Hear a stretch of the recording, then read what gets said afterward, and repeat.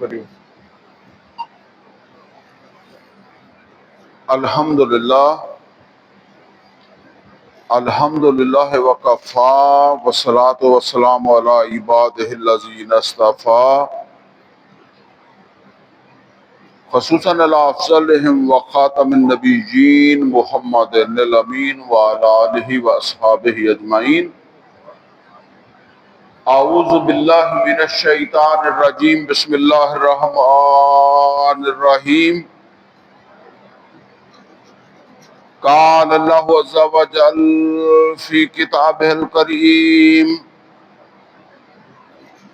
وما ارسلنا من قبلک من رسول الا نوحی الیہ انہ لا الہ الا انا فاعبدون۔ صدق اللہ العلی العظیم۔ رب اشرح لی صدری ویسر لی امری واحلل عقدۃ من لسانی یفقہوا قولی۔ اللہم ارنا الحق حقا وارزقنا اتباعہ وارنا الباطل باطلا وارزقنا اجتنابہ، آمین یا رب العالمین۔ عزیز دوستو، اس وقت ہم مولانا مودودی رحمۃ اللہ علیہ کی کتاب قرآن کی 4 بنیادی اصطلاحیں، اس کے مطالعے کا آغاز کر رہے ہیں۔ آج پہلی قسط ہوگی اور پہلی قسط میں ہم انشاءاللہ جو ہے وہ اس کتاب کا مقدمہ جو ہے وہ پڑھیں گے۔ بہت ہی سمجھ لیں کہ ضروری اور اہم کتاب ہے۔ بہرحال آج انشاءاللہ اس کا جو وہ آغاز کر دیں گے، لیکن آج اس کتاب کے آغاز سے پہلے ایک قرض رہتا ہے ہماری پچھلی کلاس کا۔ وہ اصل میں کلاس لمبی بھی ہو گئی تھی اور آخر پہ جا کے وہ بات آئی تھی، پھر اس کو میں نے اس وقت جو ہے وہ سرسری طور پر جو وہ کر دیا، لیکن پھر میں نے تو سوچا تھا کہ اس کا دوبارہ دہرانے کی ضرورت نہیں ہے، لیکن پھر بھی میرے ذہن میں یہ بات آئی کہ اس کو ایک دفعہ اس میں جو ضروری بات ہے اس کو ہم دوبارہ جو وہ سمجھ لیں۔ وہ جو ضروری بات ہے وہ کیا ہے؟ ہم نے سورہ جمعہ کی آیت نمبر 2 کے حوالے سے نبی صلی اللہ علیہ وسلم کی یہ جو جد و جہد تھی، اس کے لیے جو اساسی منہج تھی، اس میں 4 چیزیں ہم نے جو وہ پڑھی تھی، وہ سامنے لکھی ہوئی بھی ہیں۔ هو الذی بعث فی الامیین رسولا منہم، پہلی کیا ہے؟ یتلو علیہم آیاتہ، دوسری ویزکیہم، اور تیسری ویعلمہم الکتاب، اور چوتھی والحکمہ۔ اصل میں یہ جو حکمت ہے نا، اس کے اوپر جو ہے وہ میں سمجھتا ہوں کہ کچھ گفتگو ہم دوبارہ جو ہے وہ کر لیں۔ تو یہ بس آپ نے توجہ رکھنی ہے میری بات کے اوپر، ٹھیک ہے نا؟ زیادہ لمبی بھی نہیں ہوگی بات۔ اس میں ہم نے سمجھنا ہے کہ یہ حکمت کیا ہے۔ تو حکمت کے حوالے سے یہ سمجھ لیں کہ ویسے تو حکمت کہتے ہیں دانائی، عام ترجمہ آپ دیکھیں گے تو اس میں دانائی جو ہے وہ اس کا کیا جاتا ہے۔ دانا اس آدمی کو کہتے ہیں جو دانائی کا حامل ہو، ٹھیک ہے نا؟ تو اس حوالے سے یہ سمجھ لیں جی کہ اللہ تعالیٰ نے انسان کو کچھ صلاحیتیں دی ہیں۔ مثال کے طور پر ہر انسان جو ہے وہ کچھ نہ کچھ فلسفی ہوتا ہے، کچھ نہ کچھ، ٹھیک ہے نا؟ اور ہر انسان کچھ نہ کچھ منطقی بھی ہوتا ہے۔ آپ نے یہ سنا ہوگا نا کہ فلسفہ و منطق، تو یہ اللہ تعالیٰ نے ہر انسان کو کچھ نہ کچھ دی ہوتی ہے، کیونکہ یہ اس دنیا کی ضرورت، انسان کی یہاں دنیا کی ضرورت ہے، ٹھیک ہے۔ البتہ جسے پھر آپ کہتے ہیں فلسفی منطقی، وہ تو پھر اونچی چیز بن جاتا ہے نا۔ تو یہ فلسفہ و منطق یہ اصل کے اندر خداداد صلاحیت ہے۔ خداداد کسے کہتے ہیں؟ اللہ کی دی ہوئی۔ مطلب یہ ہے کہ آپ یہ کسی کو پڑھا کر جو ہے وہ اس میں اس کو منطقی نہیں بنا سکتے یا اسے فلسفی نہیں بنا سکتے۔ وہ صلاحیت اللہ کی طرف سے اس کے اندر ہوگی، اور اب جو تعلیم ہے، مثال کے طور پر وہ کسی ادارے کے اندر جا کر جو وہ فلسفے کی تعلیم حاصل کرتا ہے یا منطق کی تعلیم حاصل کرتا ہے، تو جتنی کو اس کو وہ خداداد صلاحیت ملی تھی، اسی کے اعتبار سے وہ حاصل بھی کر سکے گا۔ گویا کہ وہ جو تعلیم ہے وہ اسی کو پالش کرتی ہے۔ عربی میں وہ کہتے ہیں سیکل کرنا، تو یا عربی سے اردو میں بھی یہ استعمال ہو جاتا ہے لفظ سیکل، تو سواد سے، تو یہ یعنی اس کو پالش کرتے ہیں۔ لیکن اگر بندے میں وہ منطق کی صلاحیت ہے ہی تھوڑی سی، تو وہ اس کو کیا، بے شک وہ پاس کر لے گا کتابیں، ٹھیک ہے نا، لیکن وہ جو چیز اس میں پیدا ہونی چاہیے وہ نہیں پیدا ہوگی، وہاں فیل ہو جائے گا۔ اب یہ سمجھ لیں کہ یہ جو صلاحیت ہے یہی ہے جس کو صرف یہ نہیں ہے، اس میں کچھ اور چیز بھی ہے۔ حکمت، اب ہم نے یہ سمجھنا ہے کہ یہ حکمت اصل کے اندر جو ہے وہ کیا چیز ہے۔ یہ فلسفی منطقی اور یہ دانا لوگ جو ہیں، ان کو کہتے ہیں نا کہ انٹلیکچوئل،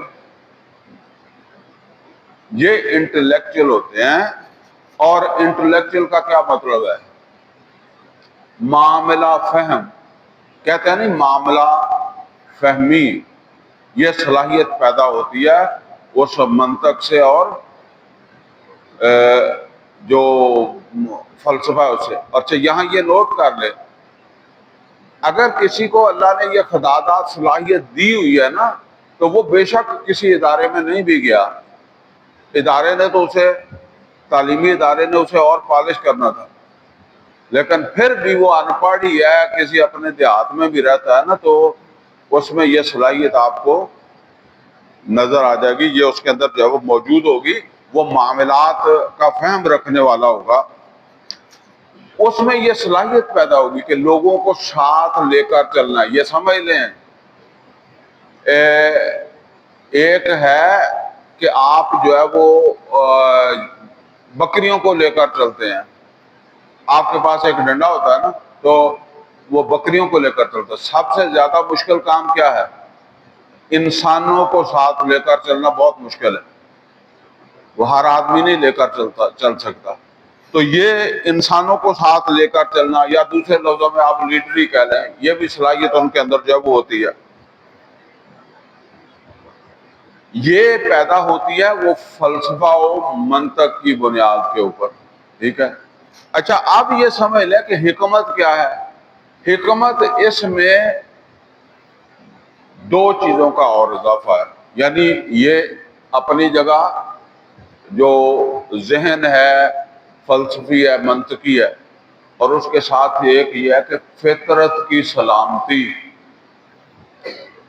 بہت کم لوگ ہیں جن کی فطرت سلامت ہوتی ہے، البتہ جب قرآن کی آیات کی تلاوت ہوگی اور اس کے ساتھ تزکیہ ہوگا، وہ دو عمل جو ہیں، اس کے نتیجے میں انسان کہ فطرت آہستہ آہستہ سلیم ہونا شروع ہو جائے گی، سمجھے؟ تو لہذا فطرت بھی اللہ کی طرف سے دی ہوئی ہوتی ہے، لیکن دنیا کے اندر وہ آلودہ ہو جاتی ہے۔ جیسے ایک حدیث میں نبی صلی اللہ علیہ وسلم نے فرمایا کل مولود یولد علی الفطرہ، ہر بچہ جو ہے وہ فطرت پر پیدا ہوتا ہے، فَأَبَوَيْهِ يُوَحِّدَانِهِ أَوْ يُمَجِّسَانِهِ أَوْ يُنَصِّرَانِهِ أَوْ كَمَا قَالَ رسول اللہ صلی اللہ علیہ وسلم۔ اب ماحول نے اس کی فطرت کے اوپر جو پردہ ڈال دیا ہے، آیات کی تلاوت آیات اور تزکیے سے وہ کیا پردہ جو ہے وہ ہٹے گا۔ فطرت سلامت جتنی ہوگی، پھر اس کے اندر جو ہے وہ خدادات، صلاحیت منطق اور فلسفہ کی بھی جو ہے وہ اللہ تعالیٰ نے اسے جو ہے وہ دی ہوئی ہے۔ تو اب یہ قرآن کی جو حکمت ہے، قرآن میں بھی تو حکمت ہے نا، تو یہ اب قرآن کی حکمت جو ہے اس سے اس انسان کی یہ صلاحیت سیکل ہوگی یا پالش ہوگی، سمجھ گئے؟ تو اس کے نتیجے میں اب یہ ایک حکیم انسان ہوگا، جیسے اللہ حکیم ہے نا، اللہ تو خیر الحکیم ہے نا، مطلب وہی ایک خوبی ہے نا، صفت ہے نا جو قرآن سے اس کے اندر پیدا ہوئی، حکمت، حکیم جو ہے وہ یہ انسان جو ہے وہ پھر اس کے اندر یہ قرآن کی جو سمجھ لیں کہ پالش سے پھر اس کے اندر یہ صلاحیت پیدا ہوگی۔ اور یہاں یہ بات سمجھ لیں کہ یہ حکمت جو ہے، اس لفظ پر ذرا غور کریں۔ ایک لفظ ہے حکم، عربی کا لفظ ہے حکم، اس کا کیا مطلب ہے؟ اس کا مطلب ہے جج، پنچ، پنچایت جس کو وہ لیڈ کرتا ہے نا، جج تو آپ سمجھتے ہیں، ٹھیک ہے نا؟ اسی طرح حاکم، اب دیکھیں حاکم، ہر آدمی نہ جج بن سکتا ہے، نہ ہر آدمی حاکم بن سکتا ہے، بن ہی نہیں سکتا، کچھ صلاحیت اللہ کی خدادات دی ہوئی ہوتی ہے۔ اور اسی طریقے سے حکم، آرڈر، یہ بھی ہا کاف میم اسی مادے سے بنا ہے نا، جسے حکم کا مطلب ہے فرمان، فیصلہ، اور اسی سے حکومت بنا ہے۔ اب یہ حکمت اگر انسان کے اندر پیدا ہو گئی ہے تو جو خوبی انسان کے اندر یا اس صلاحیت جو پیدا ہوئی ہے اس کو کہتے ہیں اصابت رائے۔ اصابت رائے، رائے تو آپ سمجھتے ہوں گے، ہو سکتا ہے اصابت کا آپ کو نہ بتاؤ۔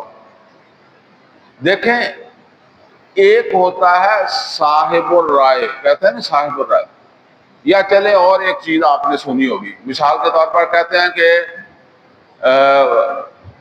مجتہد جو ہے اگر وہ مصیب ہو، مصیب صاحب سے مصیب ہے نا، تو مصیب ہو تو اسے کتنا ثواب ملتا ہے؟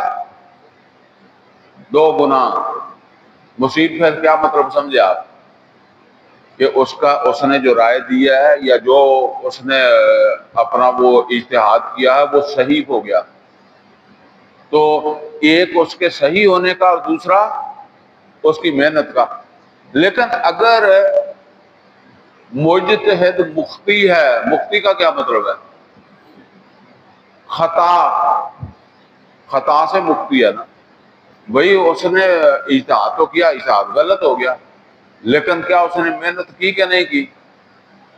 تو اس کو ایک ثواب اس کو یعنی سنگل ثواب اس کو ملے گا، اگرچہ وہ مخطی ہے۔ اور اگر مصیب ہے تو کتنا ملے گا؟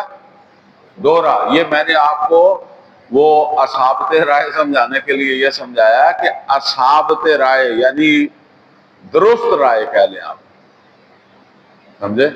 یعنی اس میں یہ صلاحیت پیدا ہو جاتی ہے معاملات میں، وہ درست رائے جو ہے وہ آپ نے دیکھا ہوگا کہ عام طور پر ہر آدمی صاحب الرائے نہیں ہوتا، ٹھیک ہے نا، ہر میں وہ اصابت نہیں ہوتی، کوئی بندہ جو ہے وہ اس کے اندر یہ چیز جو ہے وہ ہوتی ہے.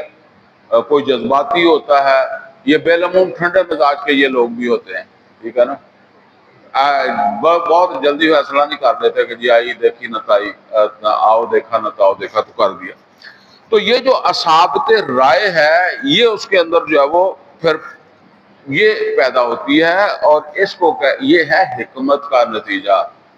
تو ظاہر بات ہے کہ یہ صلاحیت جو ہے یہ جب ایک انسان کے اندر پیدا ہوئی ہے تو وہ معاشرے کو لیڈ کرنے کی صلاحیت ہے اس کے اندر.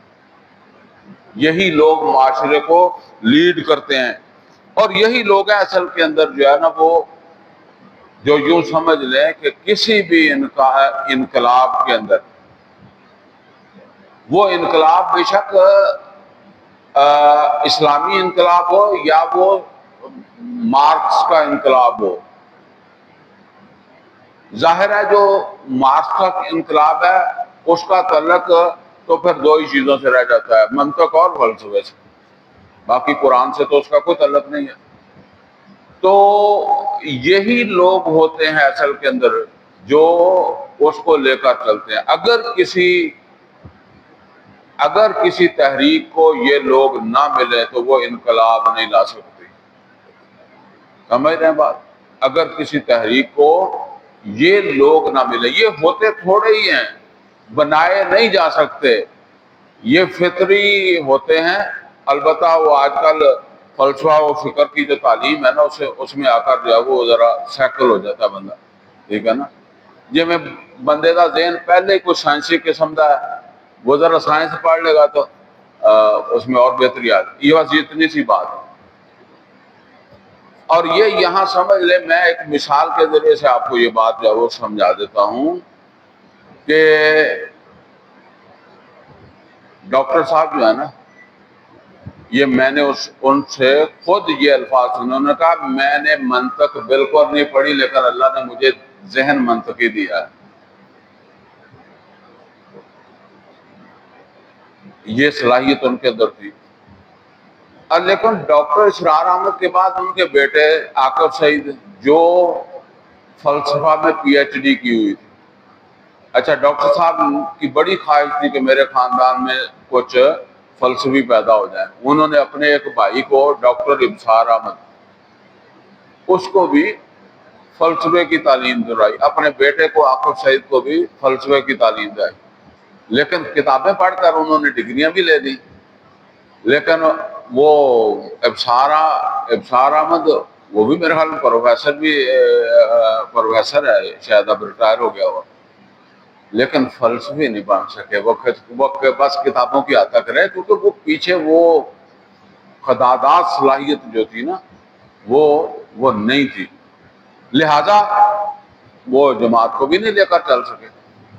تو یہ چیزیں بڑی امپورٹنٹ ہیں. یہ آپ سمجھیں کہ جب ایک اجتماعیت ہے نا تو اس میں اس طرح کے لوگوں کو بھی اگر نہ ملے، میں بالفرض ڈاکٹر صاحب کو یہ لوگ نہیں مل سکے، ایک بندہ خود لگا رہا ہے لیکن اس کو یہ لوگ نہیں ملے. اس طرح کے لوگ جو ہے وہ ڈاکٹر صاحب خود کہتے تھے کہ نہیں مل سکے، ٹھیک ہے نا.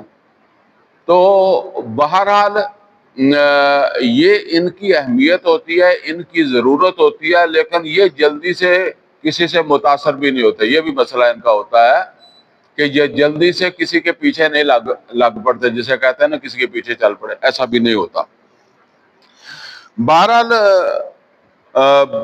جو ہے نا وہ دو چیزیں جو اس کتاب کے اینڈ پر ڈاکٹر صاحب نے سمجھائی تھی، وہ ایک یہ تھا کہ انفرادی تبدیلی، ایک فرد میں جو تبدیلی ہے اس کا طریقہ کار تو انہوں نے یہی بتایا تھا کہ تلاوت آیات ہوں گی، پھر تزکیہ ہوگا، اور اب اگر تزکیہ صحیح معنوں میں ہو گیا تو اب احکامات کو قبول کرنا، ان کو ماننا، ان کے اوپر عمل کرنا، اس کے لیے وہ خود تیار ہوگا. تو اب اس کے لیے وہ تعلیم کتاب ہوگی. پھر اگر اس کے اندر صلاحیت ہے تو وہ جتنی صلاحیت اللہ نے خدادات اس کے اندر ہے اسی کے مطابق پھر قرآن سے اس کی وہ حکمت کی جو صلاحیت ہے یا وہ اصابت رائے وغیرہ جو ہے جس کو حکمت کہا گیا ہے، یہ صلاحیت بھی اس کے اندر جو ہے وہ پیدا ہو جائے گی۔ یہ ایک فرد ہے جس کی بات کر رہے ہیں، اور ایک معاشرہ جو ہے اس کے حوالے سے انہوں نے جو بات کہی وہ اس کا کچھ ایسا تو میں نے ابھی پہلے آپ کے سامنے جو ہے وہ بیان بھی کر دیا ہے کہ معاشرہ جو ہوتا ہے نا، اس معاشرے کی جو تشبیہ ہے نا وہ آپ ایک فرد سے سمجھ لیں۔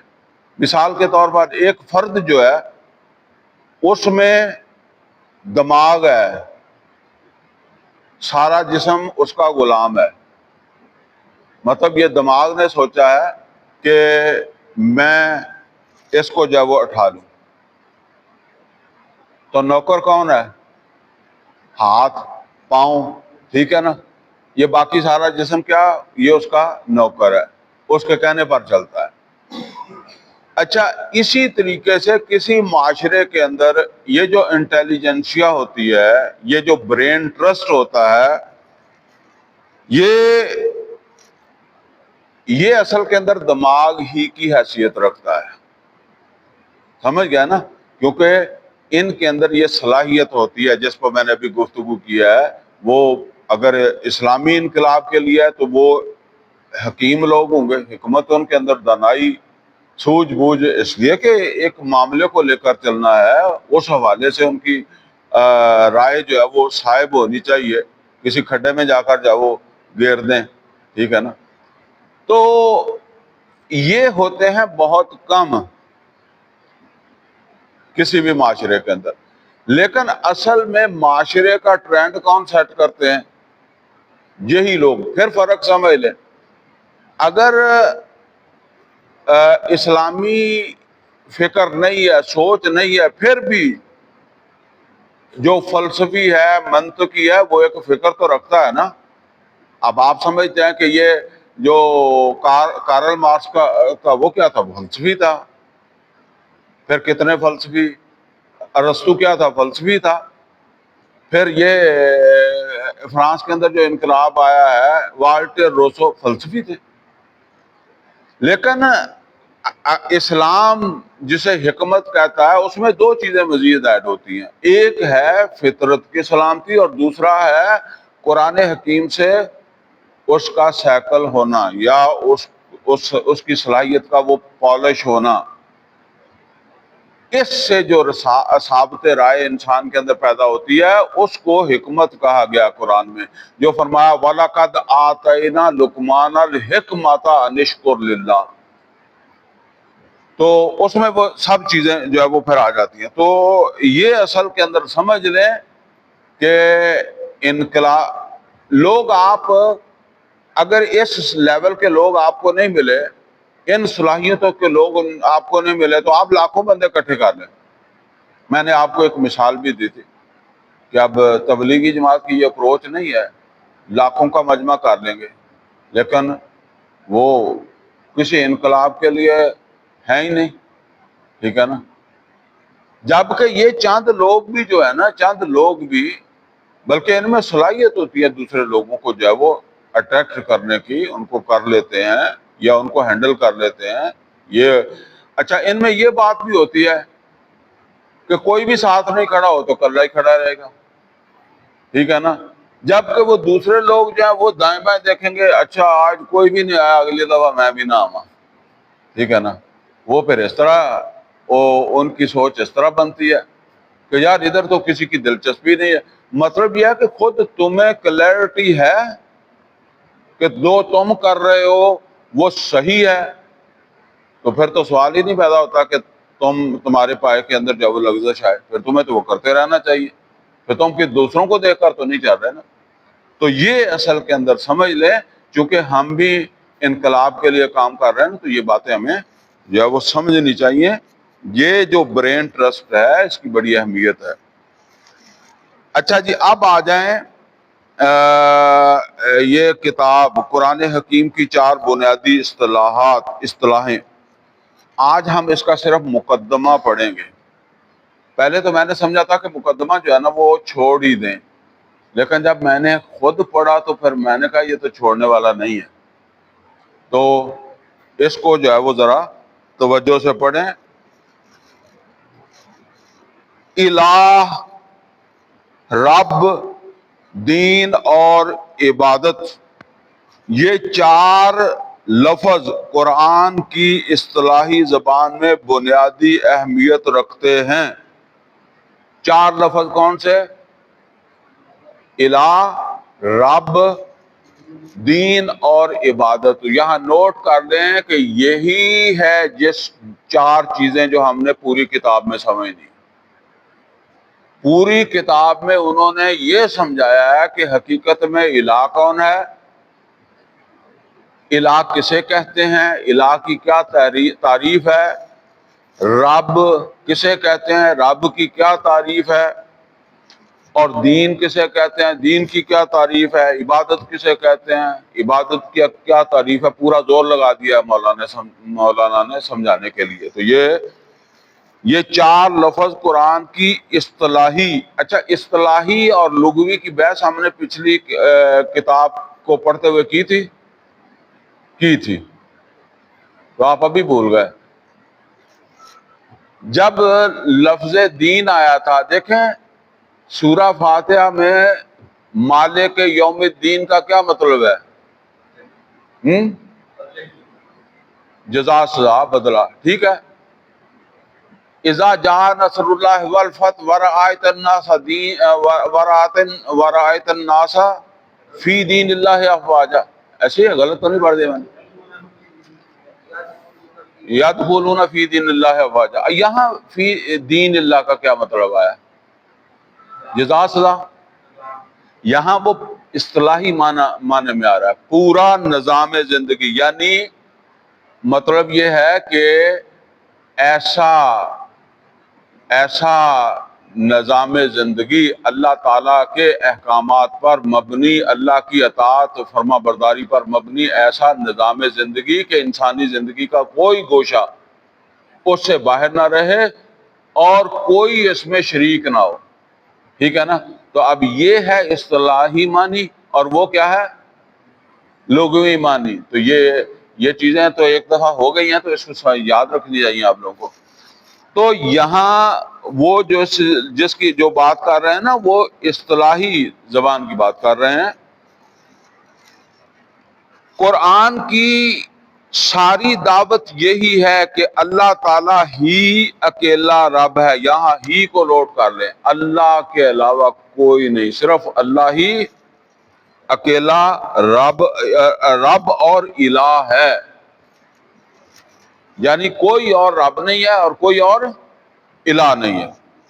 اس کے سوا نہ کوئی الہ ہے، نہ رب، نہ الوہیت اور ربوبیت میں کوئی اس کا شریک ہے. الوہیت سے کیا مراد ہے؟ یہ فعل نہیں ہے، ویسے یہ اصل کے اندر جو ہے وہ مصدر ثنائی اس کو کہتے ہیں، اور یہ صفت کے طور پر، یا اسے آپ کہہ لیں کہ صفت سے مشابہ ہے یہ. تو یہ جس طرح ہم کہتے ہیں خدا سے خدائی، اسی طریقے سے الہ سے الوہیت. یہ دو لفظ ہوتے ہیں، الوہیت بھی ہے، الہیت بھی ہے. اس میں ایسے بال برابر ہی فرق ہے اور سمجھنے میں آتا ہی نہیں ہے وہ. تو الوہیت بھی اور الہیت بھی، الہ سے الوہیت اور رب سے ربوبیت. اس میں اس کا کوئی شریک ہے، لہذا اس کو اپنا الہ اور رب تسلیم کرو، اور اس کے سوا ہر ایک کی الہیت، یہاں اب الوہیت کے بجائے الہیت استعمال ہو گیا، اور ربوبیت سے انکار کر دو. یہ انکار کرنا بھی لازمی ہے، کسی دوسرے کی الہیت اور ربوبیت کا انکار بھی ضروری ہے. اس کی عبادت اختیار کرو اور اس کے سوا کسی کی عبادت نہ کرو. گویا کہ عبادت بھی صرف اسی کی ہے، دین بھی صرف اسی کا اختیار کرو. اس کے لیے اپنے دین کو خالص کر لو. اور ہر دوسرے دین کو رد کر دو. یعنی اس کے دونوں پہلو ہیں. ایک یہ کہ اسی کے دین کو قبول کرو اور دوسرے دین کو رد کر دو. اب مثالیں دے رہے ہیں مولانا. یہ مثال دی جا رہی ہے سورہ انبیاء کی آیت نمبر 25 سے. وَمَا أَرْسَلْنَا مِن قَبْلِكَ مِن رَّسُولٍ إِلَّا نُوحِي إِلَيْهِ أَنَّهُ لا الہ الا انا فاعبدون. یہاں اصل میں الہ کا جو لفظ ہے نا وہ نوٹ کریں، یعنی اکیلا ہی الہ ہے، نہیں بھیجا. اللہ تعالیٰ فرماتا ہے وَمَا أَرْسَلْنَا مِن قَبْلِكَ مِن رَّسُولٍ، اے محمد صلی اللہ علیہ وسلم ہم نے آپ سے پہلے کسی کو بطور رسول نہیں بھیجا، اور جس کو بھی بھیجا ہے اللہ مگر اس کو یہ حکم تھا یا نوحی الیہ، جو اس کی طرف وحی کی گئی. اس کا لب لباب کیا تھا کہ اللہ کے سوا کوئی اور الہ نہیں ہے اور بس اس کی عبادت کرو. فعبدون، اس کے علاوہ کسی کی عبادت نہ کرو. اب نیچے آ جائیں، ترجمہ چھوڑ دیا کریں کیونکہ ترجمہ تو میں ساتھ ہی کر دیتا ہوں. وَمَا أُمِرُوا إِلَّا لِيَعْبُدُوا إِلَٰهًا وَاحِدًا لا الہ الا ہو سبحانہ عما یشرکون. وما امروا الا لیعبدوا الہا واحدا، اور ان کو نہیں حکم دیا گیا تھا مگر بس یہ کہ ایک الہ کی عبادت کرنی ہے، کیونکہ لا الہ الا ہو، اس کے سوا کوئی اور الہ نہیں ہے، یعنی وہ اکیلا ہی الہ ہے اور لہذا صرف اس کی عبادت کرنی ہے. سبحانہ عما یشرکون، اور وہ پاک ہے ان سے جن کو یہ دوسرے لوگ جو ہے وہ الہ بنائے ہوئے ہیں. الہ کی جمع کیا ہے؟ آلہہ. جو لوگوں نے آلہہ بنائے ہیں، لوگوں نے بنا لیے ہیں، لیکن اللہ کے ساتھ وہ شریک نہیں ہیں، اللہ کو ان کی کوئی ضرورت نہیں ہے. نیچے آ جائیں، یہ سورہ انبیاء کی آیت نمبر 92 ہے. پچھلی جو آیت ہے نا وہ سورہ توبہ کی آیت نمبر 31 ابھی ہم نے پڑھی ہے. ان ہذہ امتکم امۃ واحدہ، بے شک یہ تمہاری ایک ہی امت ہے، وانا ربکم، اور بس میں ہی تمہارا رب ہوں. فاعبدون، تو کیا کرو؟ میری عبادت کرو. اس آیت میں پھر کیا چیز واضح کی ہے کہ اللہ اکیلا ہی تمہارا رب ہے اور بس اس کی عبادت کرو. رب مانا ہے تو اس کی عبادت کرو، الہ مانا ہے تو اس کی عبادت کرو. نیچے آ جائیں. کل، اے نبی صلی اللہ علیہ وسلم فرما دیں، اغیر اللہ ابغی ربا وہو رب کل شیء، کیا میں اللہ کے علاوہ کوئی اور رب تلاش کروں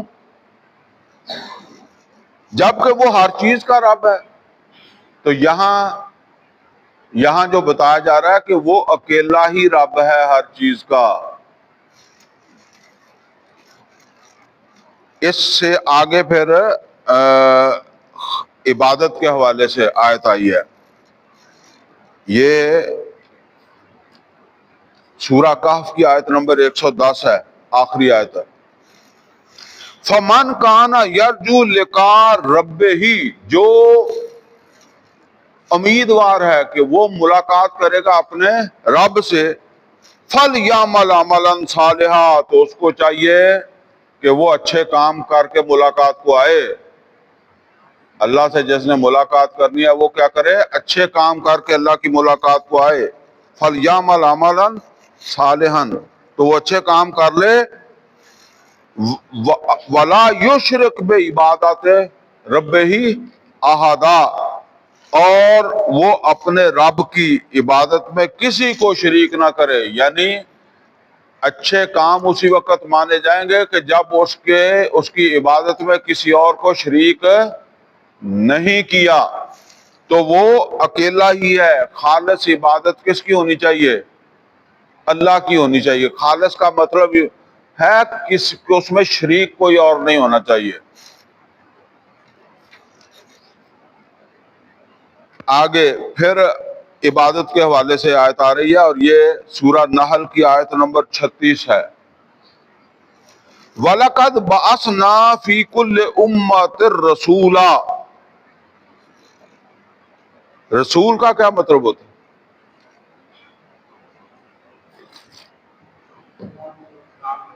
پیغام دینے والا. ٹھیک ہے نا. اور رسول کا رسول ترجمہ کرتے تو پھر کئی سمجھ نہیں آتی کئی دفعہ.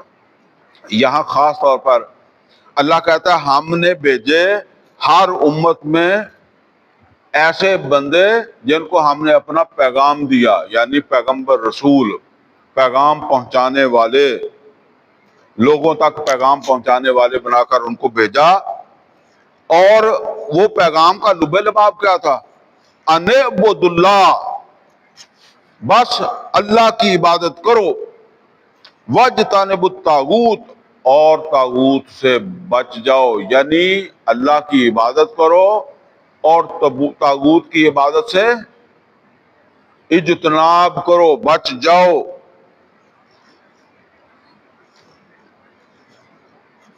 اچھا اگر کوئی اور کہے میری عبادت کرو، پھر وہ کون ہوگا؟ وہی طاغوت ہوگا جو اپنا حکم منوانا چاہتا ہے. دیکھیں اللہ کے مقابلے میں جس نے بھی اپنا حکم چلایا وہ طاغوت ہے، جانتے بوجھتے. ٹھیک ہے نا. وہ فرعون ہو، وہ نمرود ہو، وہ کوئی بھی ہو، تو وہ طاغوت ہے کیونکہ یہ اللہ کا حق ہے. اچھا نیچے پھر دین خالص کے حوالے سے سورہ آل عمران کی آیت نمبر 83 آ رہی ہے. افا غیر دین اللہ یبغون، کیا یہ غیر اللہ کا دین پسند کرتے ہیں، غیر اللہ کا دین اختیار کرنا چاہتے ہیں، جبکہ وَلَهُ أَسْلَمَ مَنْ فِي السَّمَاوَاتِ وَالْأَرْضِ. اسلم، اس کے آگے جھکنے والے ہیں، تسلیم کرنے والے. اسلام کہتے ہیں فرما برداری میں آ جانے والے کو. تو جب کہ وَلَهُ أَسْلَمَ، اس کے سامنے سر جھکاتے ہیں کون؟ مَنْ فِي السَّمَاوَاتِ وَالْأَرْضِ طَوْعًا وَكَرْهًا وَإِلَيْهِ يُرْجَعُونَ. جو بھی آسمان و زمین میں ہے وہ طوعاً اور کرہن اس کے سامنے سر جھکاتے ہیں. اور وَإِلَيْهِ يُرْجَعُونَ، اور یہ جو نہیں جھکاتے، یہ تو انسان ہے نا، مطلب یہ جو نہیں جھکاتے، انسانوں میں سے جو نہیں جھکاتے، تو ان کو یہ یاد رکھنا چاہیے کہ وَإِلَيْهِ يُرْجَعُونَ، وہ اس کی طرف لوٹ کر آئیں گے. تو وہ یہ پوچھے گا کہ تم کس کی عبادت کرتے رہے. تو گویا اس کا کیا مطلب ہے کہ دین جو ہے وہ خالص کس کے لیے ہے؟ اللہ کے لیے ہے. نیچے پھر خالص دین خالص کی جو ہے وہ مثال آ رہی ہے. قل، اے نبی صلی اللہ علیہ وسلم فرما دیں، انی امرت ان اعبد اللہ مخلصا لہ الدین، مجھے تو حکم دیا گیا ہے، محمد صلی اللہ علیہ وسلم آپ فرما دیں مجھے حکم دیا گیا ہے کہ میں عبادت کروں اللہ کی. کس طرح؟ مخلص اللہ الدین، دین کو، اپنی پوری زندگی کی اطاعت کو اس کے لیے خالص کرتے ہوئے. آگے سورہ آل عمران کی آیت نمبر 51 آ رہی ہے. ان اللہ ربی و ربکم فاعبدوہ، بے شک اللہ میرا بھی رب ہے اور تمہارا بھی رب ہے. یہ میرے خیال میں عیسیٰ علیہ السلام کے الفاظ ہیں. اللہ میرا بھی رب ہے اور تمہارا بھی رب ہے. فاعبدوہ، تو بس اس کی عبادت کرو، میری عبادت نہ کرو. عیسیٰ علیہ السلام کا مطلب یہ ہے کہ میری عبادت نہ کرو، کیونکہ وہ رب میرا بھی وہی رب ہے، تمہارا بھی وہی رب ہے، تو میں بھی اسی کی عبادت کرتا ہوں اور تم بھی اسی کی عبادت کرو. ھذا صراط مستقیم، یہی صراط مستقیم ہے. اور اس کی عبادت کی جگہ کسی اور کی عبادت کی گئی تو یہ صراط مستقیم نہیں ہے. آگے پھر جو ہے نا وہ اسی حوالے سے، بلکہ یہ آیت تو پڑھ لیا ہم نے نا۔ اچھا چلیں، اب یہ جو ہم نے مثالیں پڑھی ہیں ان کا لب لباب کیا بتاتے ہیں مولانا؟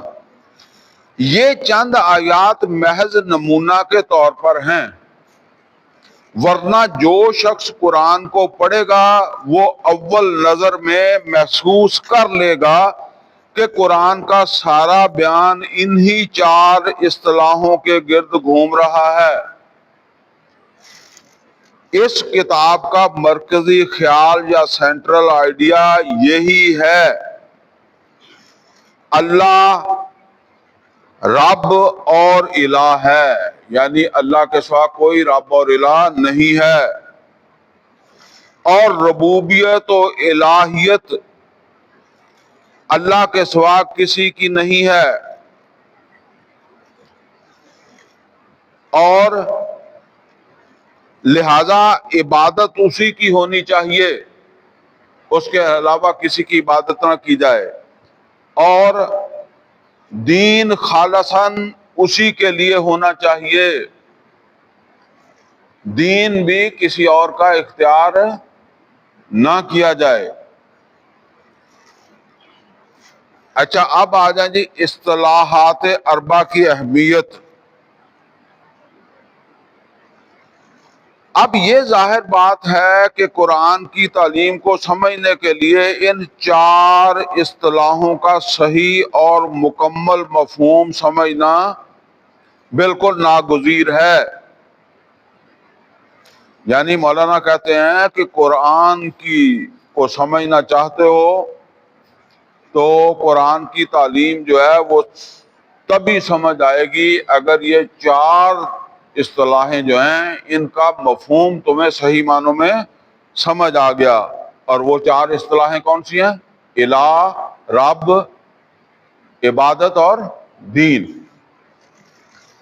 اگر کوئی شخص نہ جانتا ہو کہ الہ اور رب کا مطلب کیا ہے، عبادت کی تعریف کیا ہے، ڈیفینیشن جسے کہتے ہیں، اور دین کسے کہتے ہیں، دین کی اسے ڈیفینیشن نہیں آتی، تعریف نہیں آتی، تو دراصل اس کے لیے پورا قرآن بے معنی ہو جائے گا۔ وہ نہ توحید کو جان سکے گا، نہ شرک کو سمجھ سکے گا، نہ عبادت کو اللہ کے لیے مخصوص کر سکے گا، اور نہ دین ہی اللہ کے لیے خالص کر سکے گا۔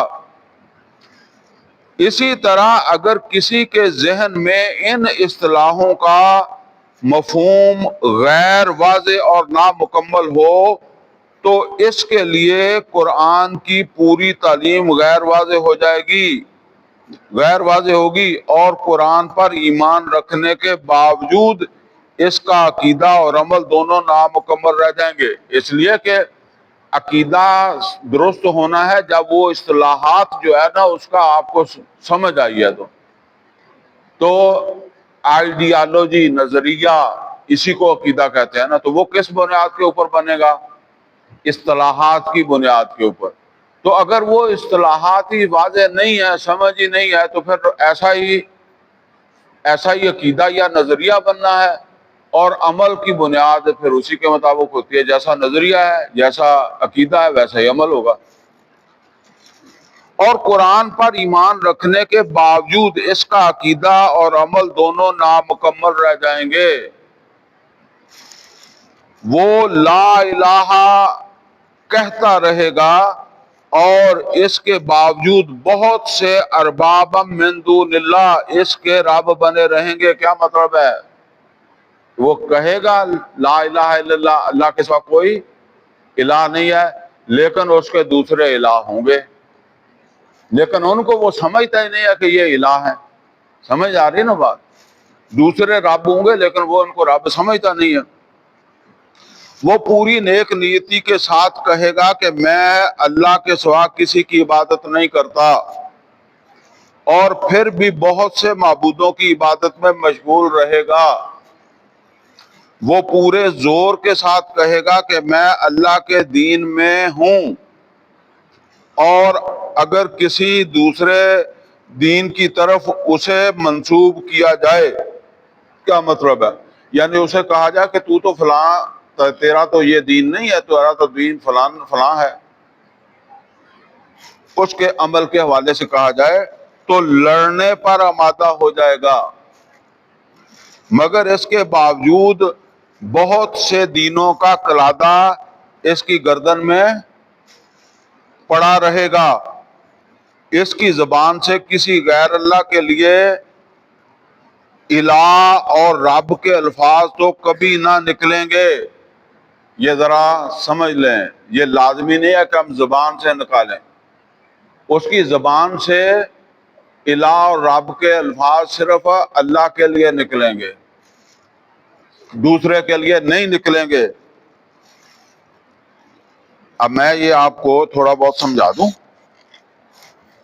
دیکھیں، ایک آدمی ہے، وہ کہتا ہے علی مشکل کشا، تو یہ اس نے اگر آپ اس سے کہیں گے کہ یار تو اللہ تو علاوہ تو کوئی الہ نہیں، اللہ ہی رب ہے، وہ کہے گا میں اللہ کو الہ مانتا ہوں اور اللہ ہی کو رب مانتا ہوں، لیکن ساتھ اس کا نظریہ علی کیا ہے؟ وہ بھی مشکل کشا ہے۔ اسی طریقے سے میں نے اپنے کانوں سے سنی ہے، آنکھوں سے دیکھا ہے بندہ اور کانوں سے سنی ہے اس کی، یا شیخ عبد القادر جیلانی شیع للہ، نعرے مارتا تھا اس طرح، اور وہ جا کر اذان بھی وہی پڑھتا تھا، اس کا نام بھی ملا پڑا ہوا تھا، یعنی اذان دینے کی وجہ سے اول صف میں پہلے جا کر اذان پڑھنی ہے، لیکن وہ اب دیکھیں نا، ایک طرف یہ ہے یا شیخ عبد القادر جیلانی شیع للہ، اے شیخ عبد القادر جیلانی مجھے بھی کچھ دے دے۔ اچھا، اب وہ تو مرا ہوا ہے تو اس سے مانگ رہا ہے، ٹھیک ہے نا؟ تو اب یہ اصل کے اندر تصورات ہے نا کہ وہ سمجھتا ہی نہیں، وہ کہتا ہے جی میں تو اللہ کو الہ مانتا ہوں اور اللہ کو رب مانتا ہوں،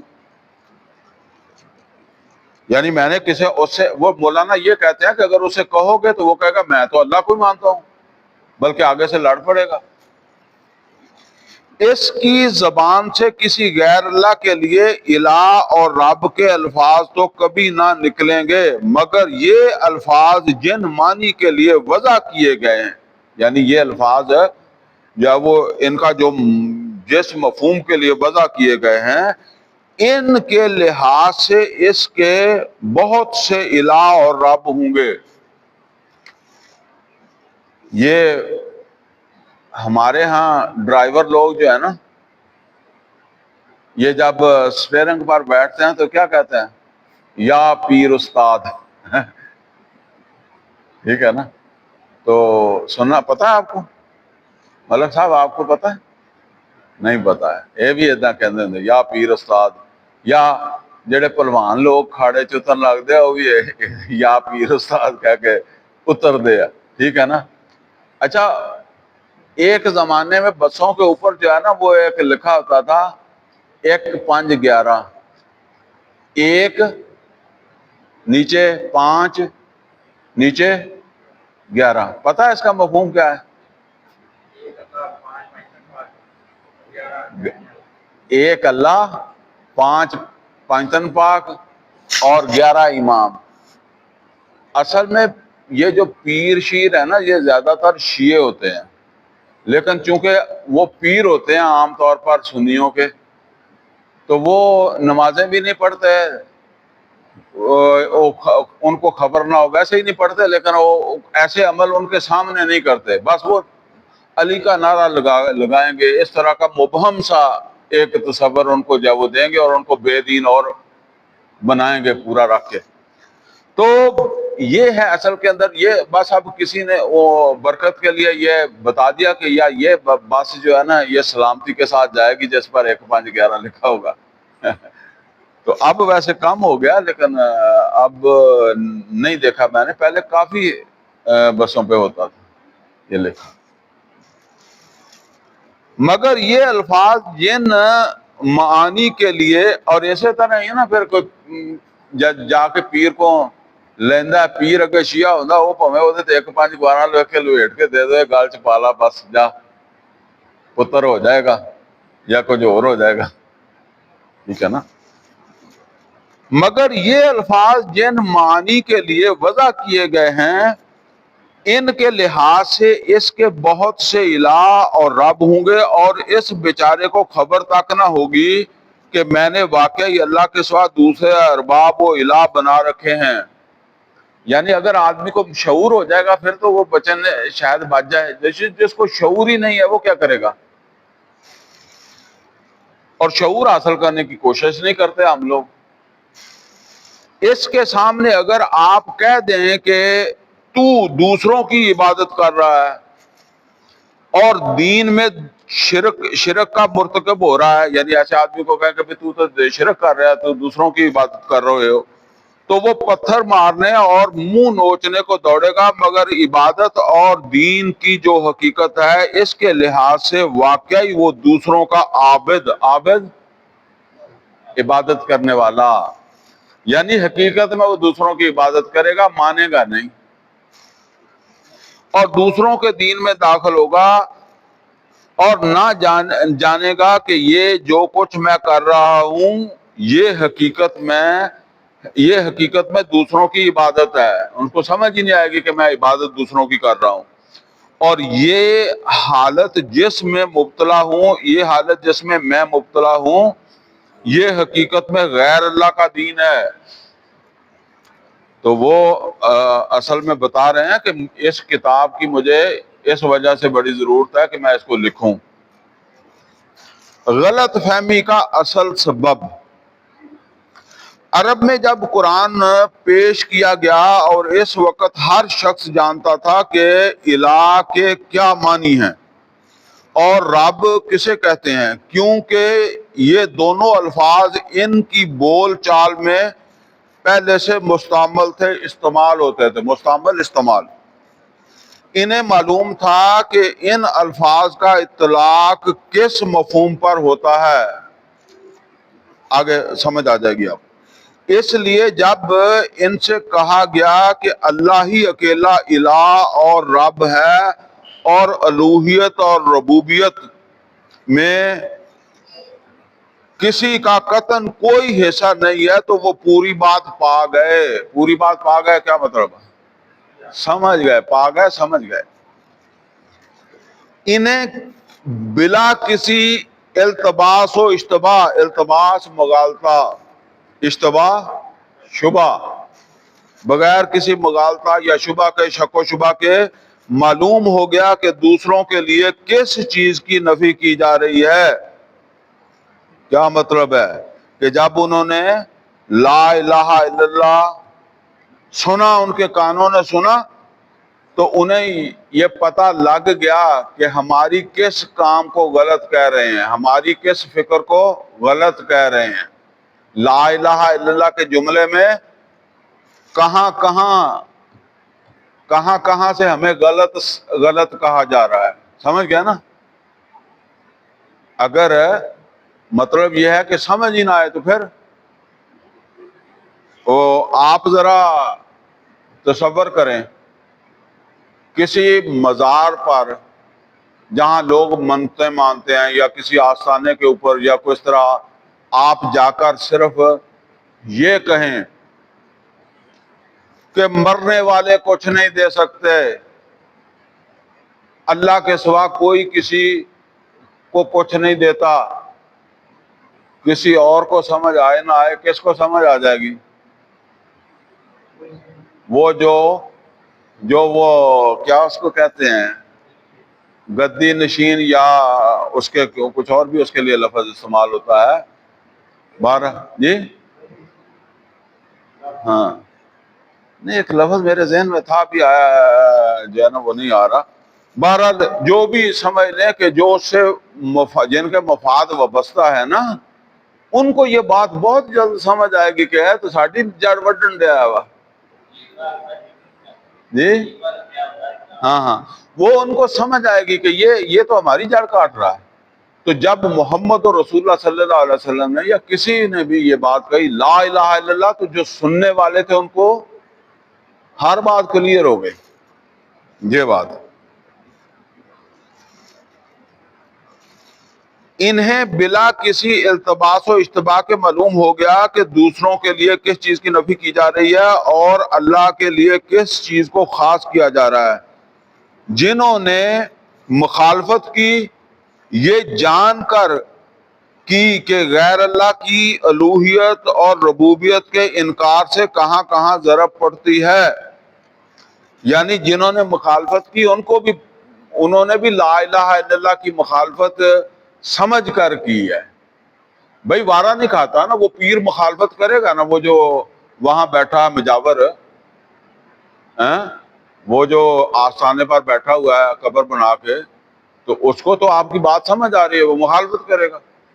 تو اسی طرح جنہوں نے لا الہ الا اللہ کی مخالفت کی تو انہوں نے بھی سمجھ کے ساتھ کی، اور جنہوں نے اس کو اڈاپٹ کیا، اختیار کیا، ان کو بھی یہ سمجھ آ گئی کہ اب ہمیں آئندہ کیا کیا چیز جو ہے وہ چھوڑ دینی ہے.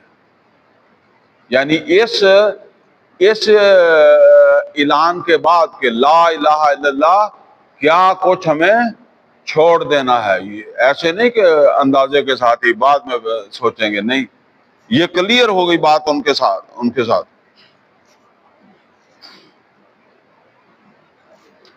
یعنی اگر ہم یہ مان لیں گے کہ اللہ کے سوا کوئی معبود نہیں ہے تو پھر ربوبیت اور الوہیت کا حامل صرف اللہ ہے، پھر ہم کسی اور کو یہ حق نہیں دے سکتے.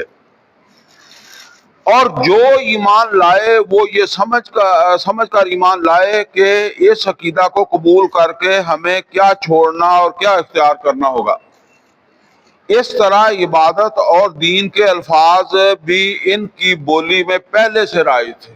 یہ عبادت اور جو ہے وہ دین یہ بھی پہلے سے رائج تھے. انہیں معلوم تھا کہ عبد کسے کہتے ہیں. وہ جو غلام ہوتے تھے ان کو عبد ہی کہتے تھے نا. عبودیت کس حالت کا نام ہے، اور وہ جانتے تھے کہ غلامی کس کو کہتے ہیں. مطلب پورے طور پر اپنے مالک کے تابع ہونا، اس کو کہتے ہیں. تو عبادت سے کون سا رویہ مراد ہے؟ یعنی اگر ہم لا الہ الا اللہ کو تسلیم کر لیں گے تو پھر ہمارا رویہ ایک عبد کا رویہ ہوگا. وہ کیسا ہمیں ہونا چاہیے؟ اور اگر وارہ کھاتا ہے جی کر لیں گے کریں گے تو پھر خود بخود ہی جو ہے وہ ایمان لے آئے گا. اور دین کا کیا مفہوم ہے؟ اس لیے جب ان سے کہا گیا کہ سب کی عبادت چھوڑ کر صرف اللہ کی عبادت کرو اور ہر دین سے الگ ہو کر اللہ کے دین میں داخل ہو جاؤ، تو انہیں قرآن کی دعوت سمجھنے میں کوئی غلط فہمی پیش نہ آئی. وہ سنتے ہی سمجھ گئے کہ یہ تعلیم ہماری زندگی کے نظام میں کس نوعیت کے تغیر کی طالب ہے. تغیر، تبدیلی، انقلاب. یہ کون سا انقلاب مانگتی ہے ہم سے؟ لیکن بعد کی صدیوں میں، یہ تھوڑا سا توجہ کرنے والی جگہ آ گئی ہے آپ کی، تو اس پر توجہ کریں ذرا خاص، کیونکہ پھر یہ سوال ہے نا بعد کی صدیوں میں ایسا کیوں ہو گیا. لیکن بعد کی صدیوں میں رفتہ رفتہ ان سب الفاظ کے وہ اصل معنی جو نزول قرآن کے وقت سمجھے جاتے تھے بدلتے چلے گئے. ایک سوال آپ کے سامنے ذہن میں آئے گا نا، کیوں بدلتے چلے گئے؟ تو اس لیے میں نے کہا ابھی سے توجہ کر لیں تاکہ بات سمجھ آ جائے. یہاں تک کہ ہر ایک اپنی پوری وسعتوں سے ہٹ کر، وہ ساری وسعت جو تھی کسی اصطلاح میں، اس سے ہٹ کر نہایت محدود بلکہ مبہم مفہومات کے لیے خاص ہو گیا. اس کی ایک وجہ تو خالص عربیت کے ذوق کی کمی تھی. خالص عربیت کے ذوق سے کیا مراد؟ پہلے تو یہ سمجھ لیں کہ عرب اس وقت کا عرب کون سا تھا؟ حجاز جسے ہم کہتے ہیں، ٹھیک ہے نا، یہ عرب تھا، اور وہیں قرآن نازل ہوا، اور لا الہ الا اللہ کے پہلے مخاطب وہی تھے، سمجھ گئے؟ پھر نبی صلی اللہ علیہ وسلم کی حیات کے بعد پھر آگے بڑھ گیا۔ جب یہ آگے بڑھا، ایران بھی فتح ہو گیا، مصر بھی فتح ہو گیا، عراق بھی فتح ہو گیا، بڑا دنیا افریقہ تک چلا گیا اسلام۔ تو اب یہ جو حجاز کے لوگ تھے، ان کی حیثیت کیا رہ گئی؟ دیکھیں، ابھی ہماری یہ کلاس ہے، ٹھیک ہے، ہم یہ پڑھ رہے ہیں، اب یہاں 500 آدمی اور آ جائے تو آپ کی حیثیت کیا رہ جائے گی؟ آٹے میں نمک بھی نہیں۔ اب جو بات کرنی ہے وہ کن سے کرنی ہے؟ وہ 500 سے کرنی ہے نا۔ وہ 500 تو آپ کے تصورات سے میچ نہیں کر رہا بھئی۔ وہ جن مکے والوں کے سامنے بات کی جا رہی تھی، ان کو تو فوراً سمجھ آ رہی تھی نا، لیکن اب دین کے مخاطب یا دین کے جو علماء ہیں، ان کے مخاطب کون ہیں؟ دوسرے لوگ ہیں۔ اچھا، ایک بات تو یہ سمجھ لیں۔ دوسری بات یہ ہے کہ جب عرب کے اندر اسلام غالب ہو گیا تو ماحول ختم ہو گیا۔ جس ماحول میں قرآن نازل ہوا تو وہ ماحول ختم ہو گیا۔ مطلب یہ ہے کہ فتح مکہ کے بعد اگر کوئی بچہ پیدا ہوتا ہے یا مطلب شعور سنبھالتا ہے، اور اس نے اپنا شعور سنبھالا ہے، مکہ فتح ہو گیا ہے، نہ کوئی وہاں بوتتا ہے، نہ کوئی اور چیز ہے، وہاں لوگ اللہ کو رب مانتے ہیں، اللہ کو الہ مانتے ہیں، اللہ کی عبادت کرتے ہیں، اللہ کے دین میں ہے۔ تو وہاں کوئی کھڑا ہو کر لا الہ الا اللہ کہے تو نہ اس کو ذہن پر کوئی زور دینے کی ضرورت ہے، نہ وہ سمجھ آئے گی، ٹھیک ہے نا۔ وہ ماحول بھی سمجھاتا تھا نا، وہ ماحول ہی ختم ہو گیا، ٹھیک ہے۔ اب جو لوگ موجود ہیں ان کو سامنے رکھ کر بات کرنی ہے نا۔ مثال کے طور پر دیکھیں، ابھی ہم نے پچھلی کتاب جو پڑھی تھی، کتنی مشکل تھی وہ کتاب، وہ کسی فرشتے نے لکھی ہے، اردو میں لکھی ہے نا۔ اس وقت جو اس کے مخاطب تھے وہ سمجھتے تھے نا۔ آپ اتنا سمجھ لیں کہ یہ 40-50 یا زیادہ سال ہو گئے ہوں گے، میں نے بتایا بھی تھا کس سن میں وہ لکھی گئی، چلیں وہ 76 کے بعد لکھی گئی ہے، تو کتنے سال بنتے ہیں جی؟ 50 سال کے بعد اس زبان کو آپ سمجھ نہیں رہے، سمجھ گئے؟ تو میں سمجھا رہا ہوں آپ کو اور الفاظ میں، وہی نہیں بلکہ اس کے قریب قریب دوسرے الفاظ میں سمجھا رہا ہوں۔ تو اب وہ ماحول ہی ختم ہو گیا جس میں قرآن نازل ہوا تھا، اور وہ جو بندے تھے وہ بھی آٹے میں نمک کے برابر رہ گئے۔ اور اچھا، آپ اس بات کے اوپر غور کریں کہ یہ جو تعلیمات ہیں، یہ کس زمانے میں مطلب زیادہ ان کو ترقی حاصل ہوئی ہے؟ امام ابو حنیفہ تبع تابعی ہیں، ٹھیک ہے، اور غالباً امام شافعی جو ہے نا وہ بھی تبع تابعی ہیں۔ تبع تابعی سمجھتے ہیں؟ صحابی، تابعی، تبع تابعی۔ تو تب تیسری سٹیج پر چلے گئے نا، تو امام شافعی مصر میں ہیں، وہ مصری عربی تو نہیں ہے، وہ تو افریقن ہے۔ یہ تو بعد میں جہاں جہاں اسلام پہنچا ان لوگوں نے عربی زبان سیکھ لی، حکومت کی زبان جو ہے وہ سیکھ لی گئی، دینی زبان تھی، سیکھ لی لوگوں نے، ٹھیک ہے نا۔ اچھا، امام ابو حنیفہ کہاں تھے؟ کوفہ میں، عراق میں کوفہ کے اندر جو ہے وہ تھے۔ اسی طریقے سے امام احمد بن حنبل، وہ تو آپ یوں سمجھ لیں کہ وہ تبا تابی کے بھی بعد ہیں۔ امام حنبل اور امام شافعی جو ہے یہ اس کے بھی بعد ہیں، یہ دو ہیں تابی، امام مالک اور امام ابو حنیفہ۔ تو یہ امام احمد بن حنبل بغداد میں تھے، بغداد عراق میں۔ تو ایک ہیں امام مالک جو مدینہ میں تھے، تابعی تھے اور مدینہ میں تھے، باقی باہر سے۔ تو لہذا جو ہے وہ اب اس حالات کو آپ سامنے رکھیں۔ اب وہ جو قرآن کے نزول کا زمانہ تھا، اس سے اتنے فاصلے کے اوپر جو ہے وہ یہ بات آ گئی، اور ہمیشہ جو آدمی بھی مسئلہ بیان کرتا ہے، بات کرتا ہے، خطاب کرتا ہے، وہ اپنے مخاطبین کو سامنے رکھ کر کرتا ہے، ان کو سمجھانی ہے نا بات اس میں، تو لہذا ان کے پس منظر کے ساتھ بات کرتا ہے۔ تو یہ ہے اصل کے اندر بات۔ پھر اس کو پڑھ لیں۔ لیکن بعد کی صدیوں میں رفتہ رفتہ ان سب الفاظ کے وہ اصل معنی جو نزول قرآن کے وقت سمجھے جاتے تھے بدلتے چلے گئے، یہاں تک کہ ہر ایک اپنی پوری وسعتوں سے ہٹ کر نہایت محدود بلکہ مبہم مفہومات کے لیے خاص ہو گیا۔ اور اس کی ایک وجہ تو خالص عربیت کے ذوق کی کمی تھی، اور دوسری وجہ یہ تھی کہ اسلام کی سوسائٹی میں جو لوگ پیدا ہوئے تھے، یعنی جو مسلمانی کی حالت میں پیدا ہوئے، ان کے لیے الہ، رب، دین اور عبادت کے وہ معنی باقی نہ رہے تھے جو نزول قرآن کے وقت غیر مسلم سوسائٹی میں رائج تھے، ٹھیک ہے نا۔ انہی دونوں وجوہ سے دور اخیر کا کیا مطلب ہے؟ دور اخیر یعنی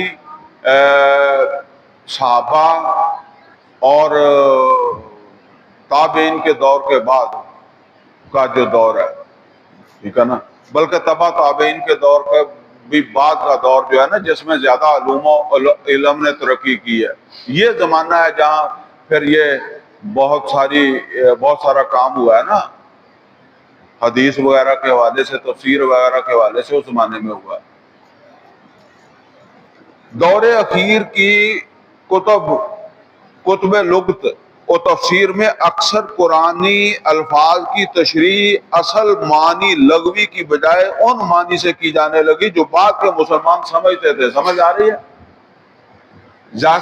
ان کو سمجھانا مقصود ہے نا، تو جس کو وہ سمجھتے تھے اس سے ان کو انہوں نے سمجھا دیا۔ مثلا لفظ الہ کو قریب بتوں اور دیوتاؤں کا ہم معنی بنا دیا گیا، یعنی لفظ الہ جو ہے اس کو بتوں اور دیوتاؤں کا ہم معنی بنا دیا گیا۔ تو اب مسئلہ کیا رہ گیا ملک صاحب؟ الہ کا مطلب محدود ہو گیا، مفہوم محدود ہو گیا، حالانکہ قرآن میں ہے افرأیت من اتخذ الہہ ہوا، ٹھیک ہے نا۔ تو بس یہ پر چیزیں جو ہے وہ پیچھے چلی گئی۔ رب کو پالنے اور پوسنے والے یا پروردگار کا مترادف ٹھہرا دیا گیا۔ یہاں کیا کمی رہ گئی؟ یہاں یہ ہے کہ رب قانون دینے والا بھی ہے، ٹھیک ہے نا، قانون دینے والا بھی ہے رب۔ تو اب وہ تصور پھر وہاں تک نہیں جا رہا، اس کا کیوں نہیں جا رہا کہ قانون آلریڈی اسلامی ہے، ٹھیک ہے نا، آلریڈی اسلامی قانون ہے، جہاں جہاں کوئی گڑبڑ ہو سکتی ہے ان چیزوں پر ایمفیسائز کیا جاتا ہے۔ دیکھیں ہم بھی جب خطاب کرتے ہیں نا، قرآن کے بعض مقامات آئیں گے جو اس وقت ہمارے سامنے ہوں گے، وہاں آ کر ہم بڑا پھیل جائیں گے، ٹھیک ہے نا، جوش بھی آئے گا۔ کچھ چیزیں ایسی ہوئی جو اس وقت ہوں گی نہیں کہیں، وہ ہم ایسے سرسری پڑھ کے نکل جائیں گے، سمجھ رہے ہیں بات؟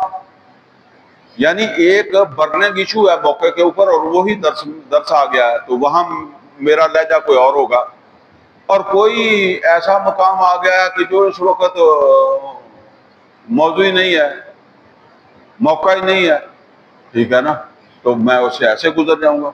یہ ہے بات اصل میں۔ تو رب کو پالنے اور پوسنے والا یا پروردگار کا مترادف ٹھہرا دیا گیا۔ عبادت کے معنی پوجا اور پرستش کے کیے گئے، جبکہ مطلب یہ ہے کہ پوجا اور پرستش کیے گئے، جبکہ میں نے آپ کو پہلے بھی بتایا کہ عبادت کیا ہے؟ پوری زندگی میں اللہ کی غلامی۔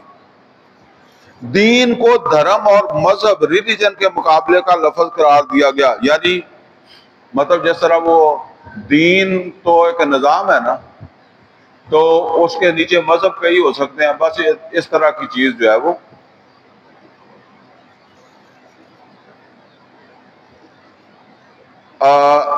دین کو دھرم اور مذہب یعنی ریلیجن کے مقابلے کا لفظ قرار دیا گیا۔ طاغوت کا ترجمہ بت یا شیطان کیا جانے لگا۔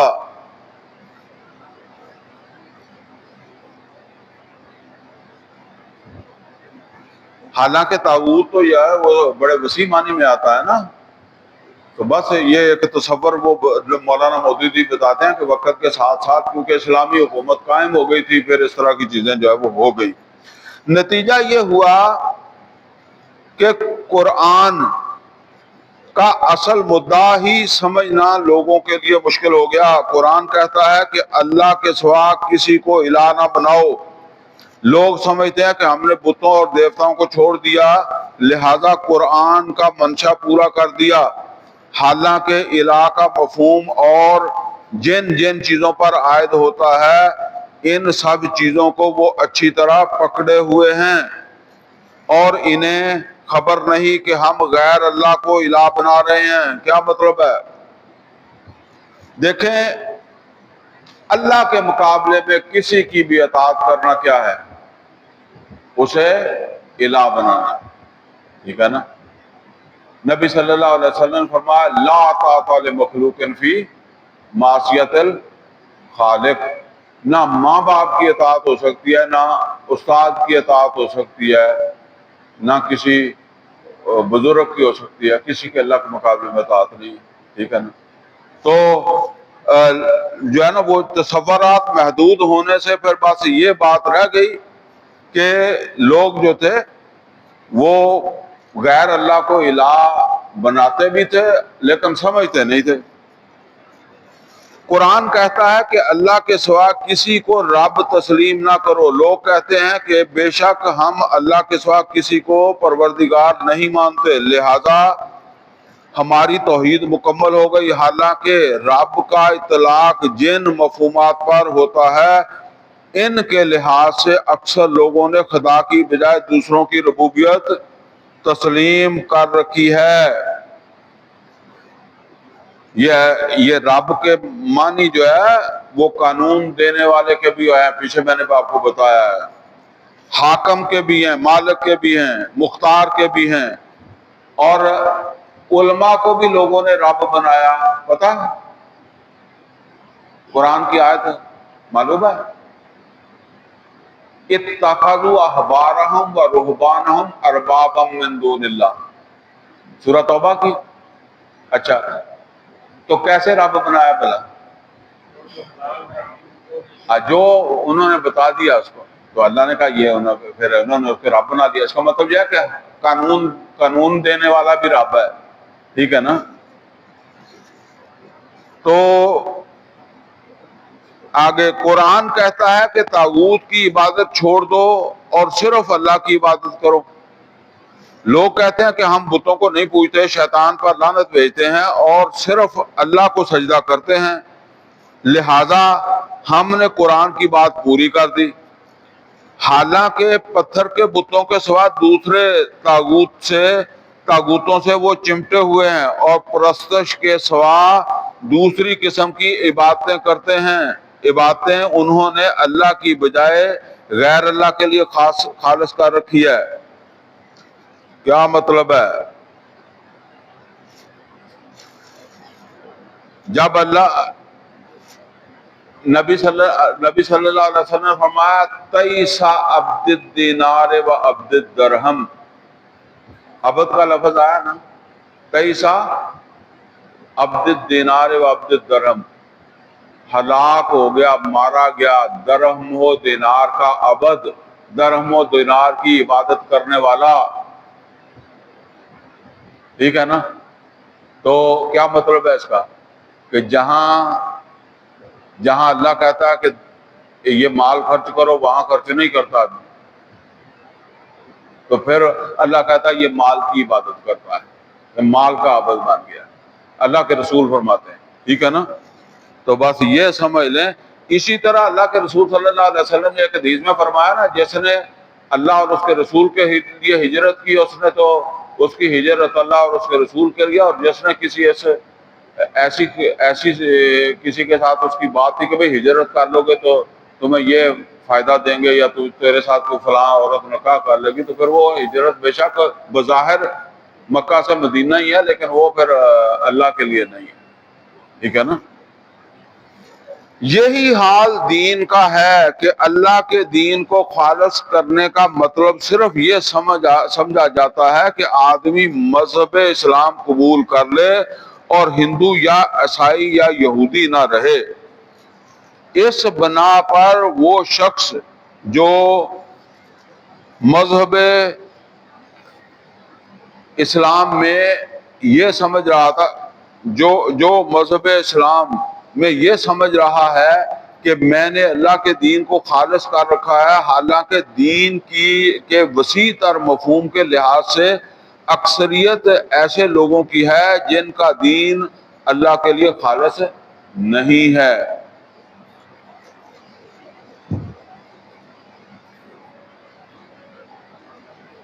یعنی دین میں تو معاشرت بھی ہے، معاش بھی ہے، سیاست بھی ہے، سب کچھ جب خالص ہوگا تو تب ہی خالص ہوگا نا، اللہ کے لیے ہوگا تو۔ اچھا بس اب آخری پیرا رہ گیا ہے، اس کو پڑھ لیں۔ بس یہ حقیقت ہے کہ محض ان چار بنیادی اصطلاحوں کے مفہوم پر پردہ پڑ جانے کی بدولت قرآن کی 3/4 سے زیادہ تعلیم بلکہ اس کی روح نگاہوں سے مستور ہو گئی۔ مستور چھپ گئی، مستورات پردے والیاں، ٹھیک ہے نا؟ مستور اس سے ہی ہے، چھپ گئی۔ یہ میں آپ ہنستے ہیں، آپ کو میں کہتا ہوں ذرا سمجھ آ جائے، چنگا کھانے سے پہ جاوے۔ اور اسلام قبول کرنے کے باوجود لوگوں کے عقائد و اعمال میں جو نقائص نظر آ رہے ہیں، ان کا ایک بڑا سبب یہی ہے۔ لہذا قرآن مجید کی مرکزی تعلیم، مودودی صاحب کہتے ہیں کہ 3/4 حصہ قرآن جڑا نا وہ سمجھ نہیں آتا انہاں اصطلاحات نہ سمجھن دی وجہ تو۔ لہذا قرآن مجید کی مرکزی تعلیم اور اس کے حقیقی مدعا کو واضح کرنے کے لیے یہ نہایت ضروری ہے کہ ان اصطلاحوں کی پوری تشریح کی جائے۔ اگرچہ میں اس سے پہلے اپنے متعدد مضامین میں ان کے مفہوم پر روشنی ڈالنے کی کوشش کر چکا ہوں، لیکن جو کچھ اب تک میں نے بیان کیا ہے وہ نہ تو بجائے خود تمام غلط فہمیوں کو صاف کرنے کے لیے کافی ہے، اور نہ اس سے لوگوں کو پوری طرح اطمینان حاصل ہو سکتا ہے۔ اس لیے اس مضمون میں کوشش کروں گا کہ ان 4 اصطلاحوں کا مکمل مفہوم واضح کر دوں اور کوئی ایسی بات بیان نہ کروں جس کا ثبوت لغت اور قرآن سے نہ ملتا ہو۔ الحمدللہ آج کی کلاس ہماری مکمل ہو گئی، اگلی کلاس میں پھر آگے پڑھیں گے۔ اقول قولی ھذا واستغفر لی ولکم ولسائر المسلمین والمسلمات۔